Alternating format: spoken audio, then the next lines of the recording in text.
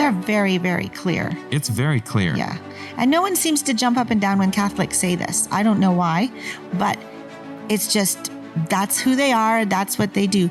But now we're seeing it in the fallen daughters, and we need to be alarmed because this is moving in a Catholic direction, even though they may not think so because they're Protestants, but they are marrying Protestants and Catholics. Yeah. Now, if we jump down to the middle section here, we recognize in the law many exceptional and odiously restrictive provisions, the effect of which is to place the church under the domination of the civil power. It has been a source of bitter grief to us to see the state thus encroach on matters which are within the exclusive jurisdiction of the church. So in other words, they do not like it that the church is under the dominion of the civil power. Right. They want the church over civil power. So then we and that's exactly what Protestants are saying, right? Yeah, absolutely. The government should not interfere in the church. The church should interfere with the government. Absolutely. And you know what? I'm going to finish this slide. And we bewail this all the more from the fact that the state, dead to all sense of equity and justice, has thereby created for the Church of France a situation grievous, crushing, and oppressive of her most sacred rights.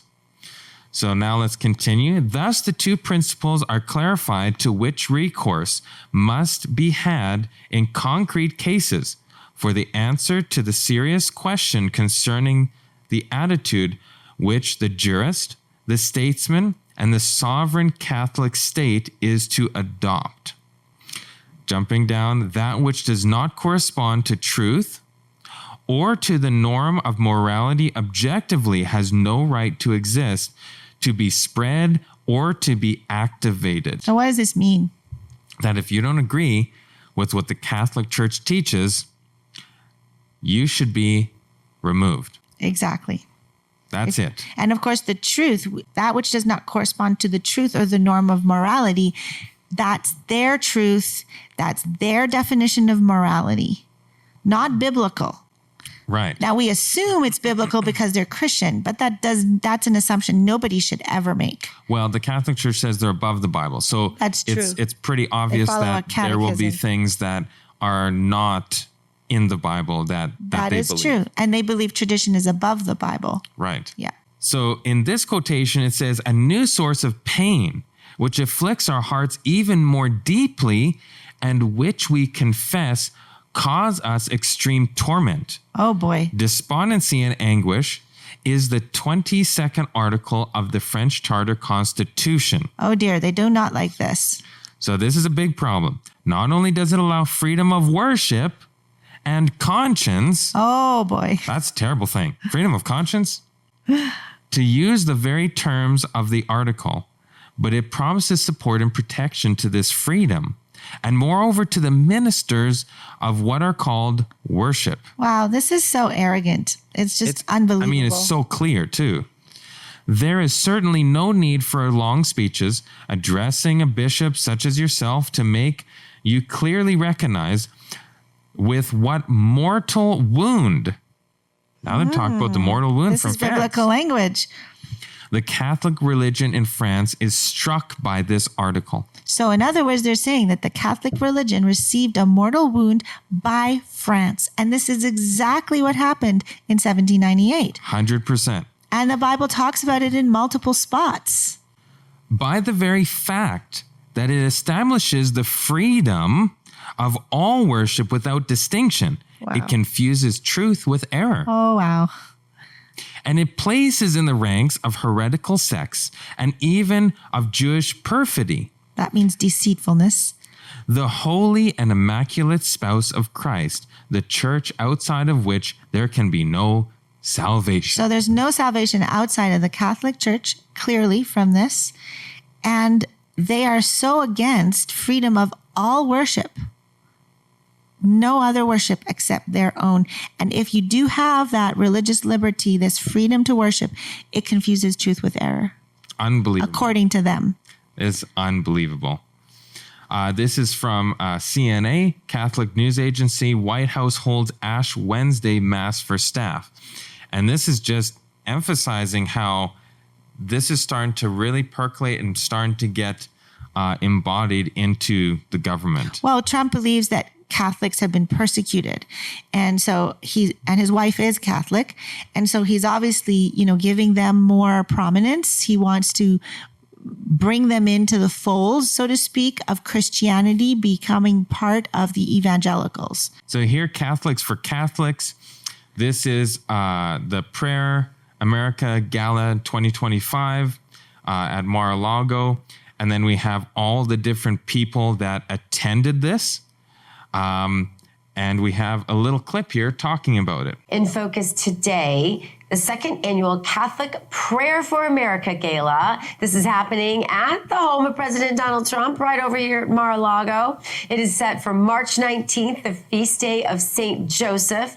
Power prayer is real, and this big event will showcase how prayer is at the heart of what makes America great. Let's welcome in John Yep. He is the CEO of Catholics for Catholics. Welcome.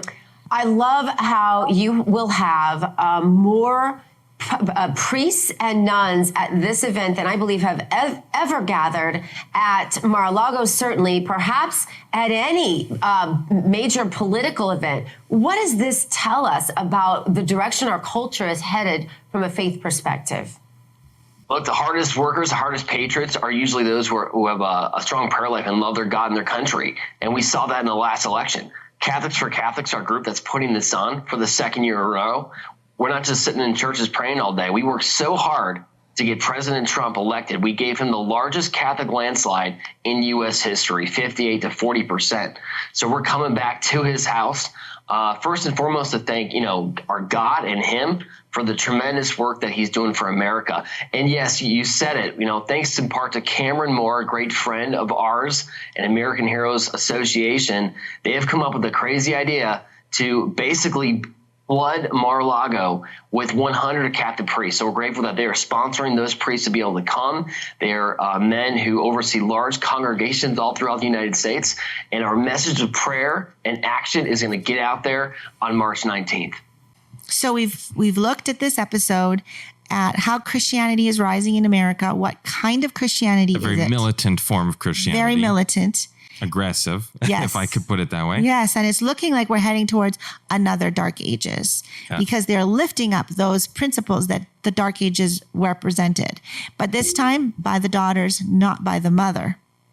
We're going into a new era of Christianity. Yes. It's a new era of society, of prophecy.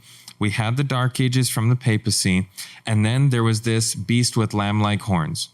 Unfortunately, it's going to speak like a dragon. Yes. And it's going to have world domination. We're looking for world domination here of Christians over everyone else.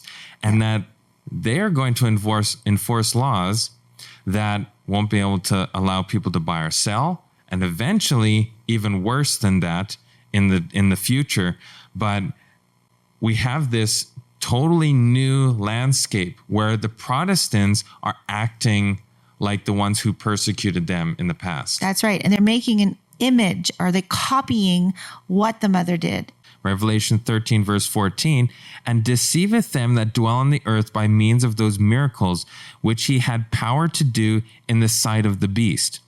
So they're doing this in the sight of the beast, or in reference from the beast, saying to them that dwell on the earth that they should make an image to the beast. So they're going to tell the whole world, that the whole earth, hey, we should act exactly like the papacy did. Right. Which had the wound by a sword and did live. And they talked about the wound. That's right. Right here. Verse 15, and he had power to give life unto the image of the beast, that the image of the beast should both speak and cause. Or force, or make. Force, or make. And that's a very scary word, that word cause. Mm-hmm. Make America pray again. Make them do this. Cause them to That's do right. this. They're saying, we'll take your property, we'll take your life, if necessary. And some Christian nationalists actually believe that when it says we should be making disciples, that means forcing people. Yes, force them. Yes. That as many as would not worship the image of the beast should be killed. That's pretty severe. Verse 16, and he causeth all, both small and great, rich and poor, free and bond, to receive a mark in their right hand or in their forehead. So it's these Protestant American churches, Protestant America through the state, this church-state connection that is actually enforcing the mark of the beast. That's And a right. lot of people, that's a crazy thought. Yeah. Who would have thought that Christian churches is actually going to be the ones to enforce the mark of the beast? And they believe, many people, that it's, a barcode on the hand. So it would be a state economic kind of thing, but it's actually a religious thing because it's being promoted by the daughters of the Catholic It's Church. a worship thing. It's a worship It's thing. not a forced mark. It's not a chip. No. It says that if they don't worship, right? And notice that it says in the right hand or in their foreheads. So that means either in the forehead because they believe it, they're fully Yeah. sold, They're bought in. or their right hand, meaning, well, we better go along with this Their for the actions. peace. Yeah. Yeah. And then verse 17, and that no man might buy or sell, save he that had the mark or the name of the beast or the number of his name. And this part is something that I'm very passionate about talking about. Yes. We have a whole series of Bible studies we're doing every single Saturday at 5:30 p.m. PST time, all about the no buy, no sell, all about the timeline of events from now until the second coming, because there's a lot of them. People think that everything's happened. Not everything has happened. There's a ton of stuff still to happen. And one of those things is this no buy or no sell. That's right. And we need to be watching for the signs that are coming, and We need so to that be we know we're preparing like prepared. Noah did. Yeah, we do. And if you want to know how to prepare for these events, then make sure you go take a look at the final countdown. finalcountdown.amazingdiscoveries.org. Yes. So we've looked at all this stuff, and we now have to take a step back because we have to ask ourselves, how did we get to this place? And as I said in the last episode, it doesn't happen overnight. It's something that's going to change the lamb-like beast to a dragon speaking. And so how do we get there? Because most people still believe that we are that lamb-like beast, that we're still, a republic that has Protestant and republicanism as its basis, but it's definitely not. And so how did that change come about?